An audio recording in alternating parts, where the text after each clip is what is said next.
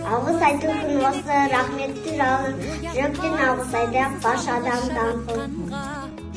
Қалдырмас өмір атты жолда жалғыз, барыңды бағалада тәубаңа түс, жарықты сыйғып беріп сана беріп, жасаған жоқтан барғып алла қалғыз. Жаныңды арнадың бәрі де сенің арқаң анажан, анажан. Thank